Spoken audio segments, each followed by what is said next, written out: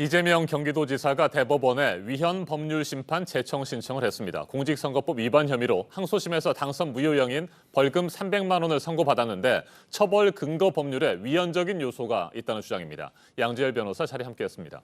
어서 오십시오. 네, 안녕하세요. 네, 위헌 요소가 있다라고 하는 부분이 법조항이 어떤 건가요? 일단 두 가지를 네. 꼽고 있습니다. 먼저 공직선거법 자체, 지금 허위사실 공표죄로 벌금형을 받지 않았습니까? 네. 그 부분이 후보자의 행위가 허위사실을 공표했다. 이 부분도 과연 어떤 내용까지를 허위사실로 볼 것이냐, 아니면 행위가 어떤 것이냐, 네. 좀 막연하다라는 것이고요. 네. 두 번째로는 대법원에 가서 이제 상고 재판을 받아야 되는데 네. 대법원에서 상고심의 대상으로 삼고 있는 부분의 사건이 너무 폭이 좁다. 지금 대표적으로 공직선거법 같은 경우가 이 과연 대법원의 상고 대상이 될 수 있는지 형사소송법이 너무 제한적으로 해석하고 있다라고 봐서 그 두 조항에 대해서 이게 법적으로 위헌 가능성이 있는지를 살펴봐 달라라고 헌법재판소에 요청을 해달라고 대법원에 요구를 한 겁니다. 네, 공직선거법상 허위사실 공표 혐의, 이와 관련된 혐의 내용이라고 한다면 꼭 이재명 지사 말고요. 다른 선거 사범들의 경우도 비슷한 상황이 되는 건 아니겠습니까? 그렇죠. 이미 네. 공직선거법에 대해서는 많이 다툼이 있었고 지금까지는 거의 이제 합헌 결정이 나왔었어요. 그렇지만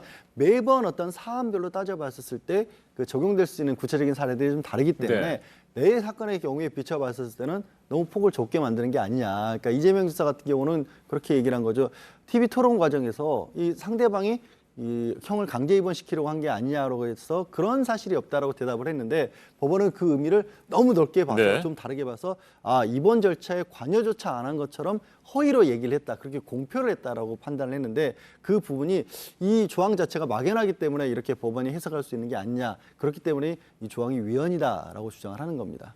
허위사실 공표의 행위 그리고 공표라고 하는 그 용어의 정의가 명확하지 않다 이 말입니까? 그렇습니다. 네. 조금은 이 부분을 조금 더 명확하게 해달라 내지는 본인이 말한 것처럼 적극적으로 뭔가를 얘기한 게 네. 아닌데 그런데도 불구하고 그냥 나는 그런 사실이 없습니다라는 것을 법원이 뒤집어서 어떤 일들을 구체적으로 얘기한 것처럼 봤고 그걸 공표라고 봤는데 이렇게 해석하는 게 과연 가능하냐라는 부분도 짚어달라는 거죠. 네, 실제로 대법원이 헌법재판소에 위헌 법률 심판 이걸 제청할 가능성이 있습니까? 지금까지 상례를 보면 그렇게 높진 않아요. 네. 왜냐하면 우리나라에서 법에 관한 해석에서 최고 기관이라는 것에 약간 두 기관 사이에 이게 신경전 아닌 신경전이 좀 있고 네. 대법원 입장에서는 우리가 최고 법원인데 왜 굳이 이런 것에 대해서 헌법재판소로 보내서 문의를 하느냐라는 것 자체를 그렇게 일상적으로 받아들이지 않기 때문에 지금까지 헌법재판소가 우리 운영된 이후로 한 10여 건 정도밖에 없거든요. 대법원이 심판 제청을 한 경우는. 그러나 그렇다고 해서 이게 아예 가능성이 없다라고 말씀드릴 수도 없는 거죠.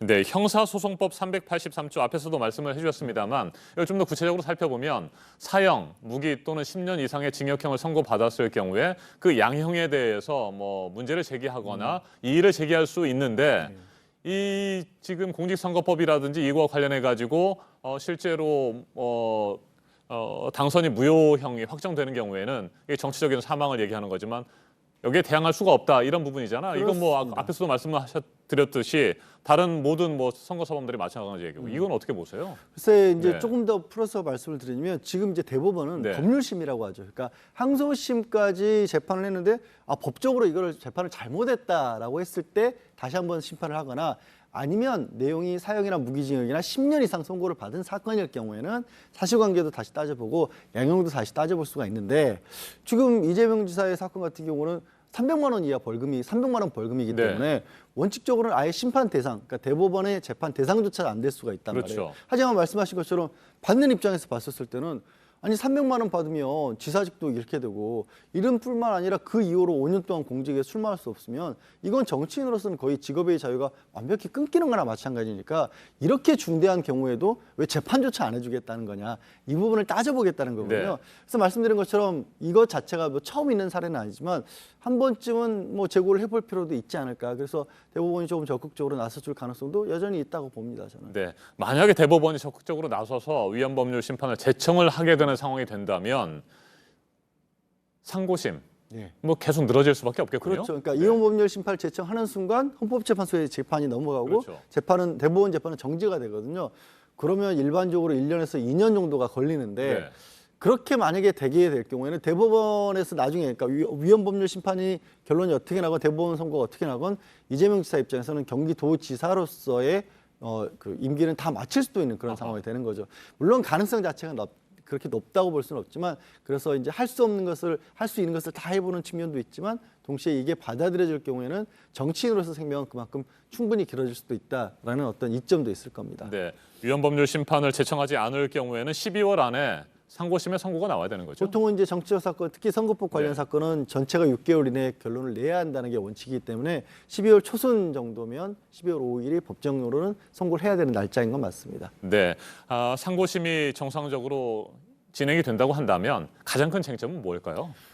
말씀드린 것처럼 이런 것들 자체가 애초에 그냥 적극적으로 한 게 아니라 부인한 거 네. 이것도 역시 공표로 한 것으로 볼 수 있느냐 이 부분을 다퉈야 되는데 전제가 과연 대부분이 이런 정도의 사건에서 그러니까 이런 정도라는 게 정치적 무게감이 아니라 법적으로 따져봤을 때는 벌금 300만 원인데 과연 이걸 적극적으로 심판을 해줄 수 있느냐부터가 사실 걸림돌이 되긴 할 겁니다. 네, 대법원이 이걸 위헌법률 심판을 제청할지 말지는 언제쯤 결론을 낼까요? 그거는 뭐 이달 이내로 충분히 결론을 내려야 되는 상황이고요. 그래서 이게 받아들여지면 사실 이재명 지사 입장에서는 실제 자신의 사건 자체도 조금 유리하게 될 수 있다라는 그런 결론에 그러니까 심증을 받을 수가 있는 거죠. 왜냐하면 대부분이 이걸 아예 따져볼 필요도 없이 이건 명백하다라고 하면 아예 위헌 법률 심판 제청을 안 할 것이기 때문에 이게 하나의 시금석은 될 수도 있다라는 생각이 듭니다. 네, 대법원의 판단을 지켜볼 수밖에 없는 상황이군요.